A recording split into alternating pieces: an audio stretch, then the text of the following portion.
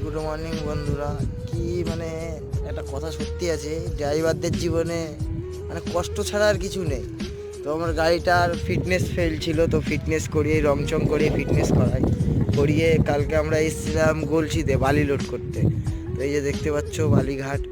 তো বালি লোড করি এখান থেকে বালি লোড করে গাড়িটা বের করার সময় মানে আমাদের অনেক বড় একটা লোকসান হয়ে যায়।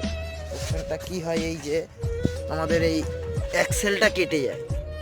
কাল রাতে আমরা দুটো গাড়ি একসাথে আসি, দুটো গাড়ি গলসি গোগ্রামে এসে লোড করে দুটো গাড়ি একসাথে মানে বেরোবো। তো এখান থেকে আমরা গাড়িটা লোড করি, এখান থেকে লোড করার পর আমার অ্যাক্সেলটা কেটে যায়। তো সারা রাত এখানে ঠান্ডার মধ্যে খাওয়া না দাওয়া না, এই দেখতে পাচ্ছ পুরো নদীর মধ্যে, এখানে না আছে দোকান, না আছে ঘর, না আছে বাড়ি।